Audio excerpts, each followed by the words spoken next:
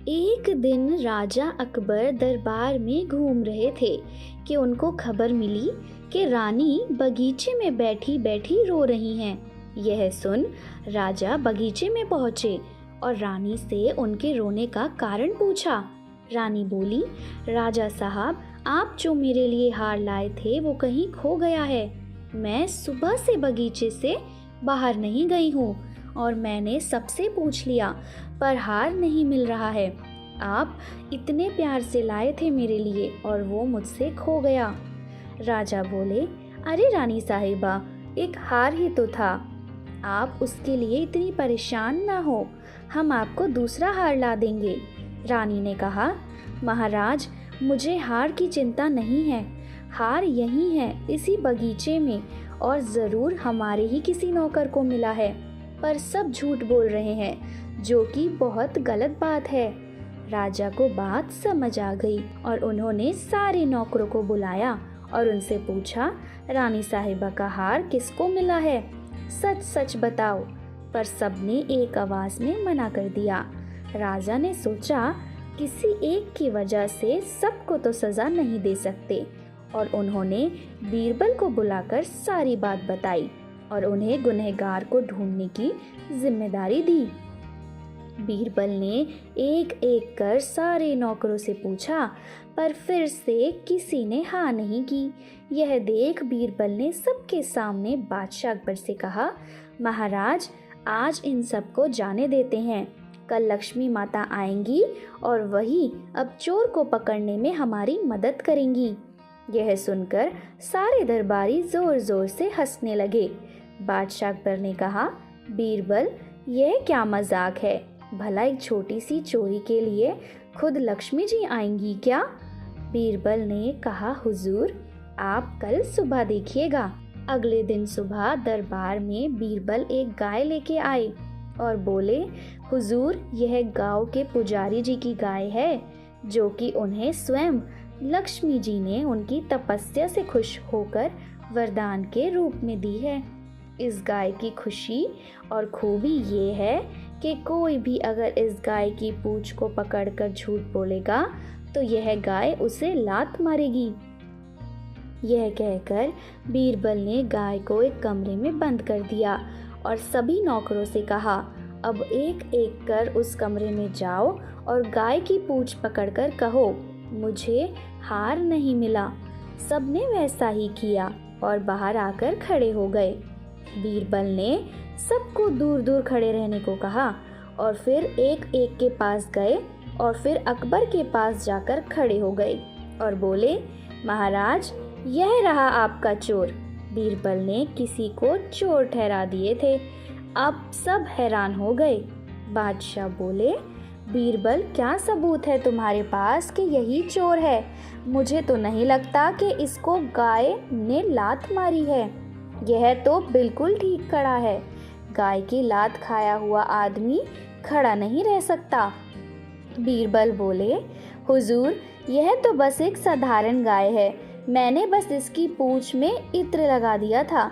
जो भी इसकी पूंछ छुएगा उसके हाथ में इत्र की खुशबू होगी, और जो चोर होगा वह पकड़े जाने के डर से गाय की पूंछ को नहीं छुएगा, इसलिए उसके हाथ में इत्र की खुशबू नहीं होगी। इसलिए महाराज, यही है आपका चोर। बीरबल की बात सुन बादशाह बहुत खुश हुए। उन्होंने बीरबल की बहुत तारीफ की और तुरंत उस नौकर को देश निकला दे दिया। एक महात्मा एक गांव से थोड़ी दूर एक शांत इलाके में अपनी कुटिया में अपने एक सेवक के साथ रहते थे। वह शहर और गांव में काफ़ी चर्चित थे। दूर शहर और गांव के लोग उनके पास अपनी समस्या लेकर आते और वे खुशी खुशी लोगों की समस्या का हल करते थे। एक दिन दूर शहर से दो हट्टे कट्टे नौजवान उनके पास अपनी समस्या लेकर आए। महात्मा ने देखा वो काफ़ी मायूस दिख रहे थे। महात्मा ने आदर से अंदर आने को कहा और चारपाई पर बैठकर उनकी समस्या सुनी। पहला नौजवान बोला, महात्मा जी, हमने सुना है आप हर समस्या का समाधान जानते हैं। जो कोई भी आपके पास अपनी समस्या लेकर आता है वह खाली हाथ नहीं जाता। हम भी आपसे कुछ ऐसी ही उम्मीद लेकर आए हैं। तुम निश्चिंत होकर मुझे अपनी समस्या बताओ। महात्मा विनम्रता से बोले। महात्मा जी, दूसरा नौजवान बोला, बात ऐसी है, हम लोग इस शहर में नए आए हैं। जहाँ हमारा घर है वहाँ के इलाके में बहुत दहशत का माहौल है। वहाँ आवारा लोगों का बसेरा है। सड़कों पर गुजरते हुए लोगों से बदतमीजी की जाती है। आते जाते लोगों को गालियाँ दी जाती हैं। कुछ दबंग लोग शराब पीकर सड़क किनारे खड़े हो जाते हैं और सामने से गुजरते हुए लोगों के साथ बदसलूकी करते हैं। वो ना सिर्फ उन्हें गालियाँ देते हैं बल्कि नशे में उनके साथ हाथापाई तक पर उतर जाते हैं। पहला नौजवान बोला, हम परेशान हो गए। भला ऐसे समाज में कौन रहना चाहेगा, आप ही बताएं। दोनों नौजवानों की बात सुनकर महात्मा जी चारपाई से उठे और यह बड़बड़ाते हुए, यह समस्या बहुत गंभीर है, कुटिया के बाहर चल दिए। नौजवान ने बाहर जाकर देखा, वो शांत खड़े अपनी कुटिया के सामने वाली सड़क को देख रहे थे। अगले ही पल वो मुड़कर दोनों नौजवान से बोले, बेटा एक काम करोगे?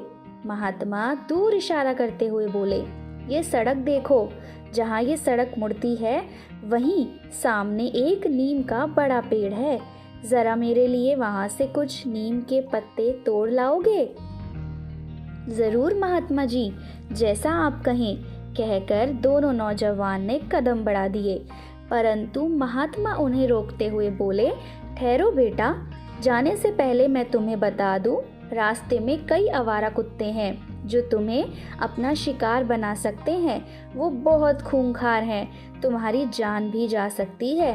क्या तुम वो पत्ते ला पाओगे? नौजवानों ने एक दूसरे को देखा और उनके चेहरे के हाव भाव देखकर महात्मा समझ गए कि वे डरे हुए तो थे परंतु वहां जाने के लिए तैयार थे। दोनों नौजवान उस सड़क पर चल दिए। वो सड़क पर से गुजरे। रास्ते में उन्हें काफी आवारा कुत्ते सड़क किनारे बैठे मिले। उन्होंने कोशिश की वो उन्हें पार कर जाएं, परंतु यह करना आसान नहीं था। जैसे ही वो एक कुत्ते के करीब से गुजरे, कुत्ते ने उन्हें काट खाने वाली भूखी निगाहों से घूरा। वो कोशिश करते उन्हें पार करने की, परंतु यह करना जान जोखिम में डालने के बराबर था। काफी देर इंतजार करने के बाद जब वे लौटे, तब महात्मा ने देखा उनके हाथ खाली थे और वो काफी डरे हुए थे। वो महात्मा के करीब आए और बोले, हमें माफ कर दीजिए। पहला नौजवान बोला, ये रास्ता बहुत खतरनाक है, रास्ते में बहुत खूंखार कुत्ते थे, हम ये काम नहीं कर पाए। दूसरा नौजवान बोला, हमने 2-4 कुत्तों को झेल लिया, परंतु आगे जाने पर कुत्तों ने हम पर हमला कर दिया। हम जैसे तैसे करके अपनी जान बचाकर वापस आए हैं। महात्मा बिना कुछ बोले कुटिया के अंदर चलते गए और अपने सेवक को साथ लेकर बाहर आए। उन्होंने नौकर से वो पत्ते तोड़ने के लिए कहा। नौकर उसी सड़क से गया। वह कुत्तों के बीच से गुजरा, परंतु जब काफी देर बाद दोनों नौजवानों ने सेवक को सड़क से वापस अपनी ओर आते देखा, तब देखा उसके हाथ नीम के पत्तों से भरे थे। ये देखकर दोनों नौजवान भौचक्के रह गए। महात्मा बोले, बेटा, ये मेरा सेवक है, ये अंधा है। हालांकि ये देख नहीं सकता, परंतु कौन सी चीज कहाँ पर है इसे पूरा ज्ञान है। ये रोज मुझे नीम के पत्ते लाकर देता है। और जानते हो क्यों?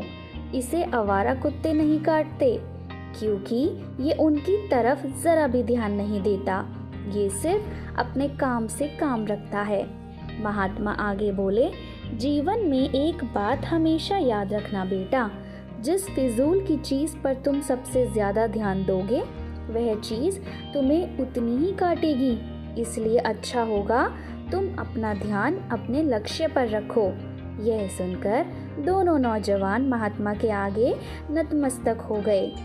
अब उन्हें एक सीख मिली थी जिसे वो जीवन भर याद रखने वाले थे। तो दोस्तों, कैसी लगी आपको हमारी आज की कहानी? अगर अच्छी लगी हो तो इसे लाइक करिए और ज़्यादा से ज़्यादा शेयर करिए और हमारे चैनल को सब्सक्राइब करना ना भूलिएगा।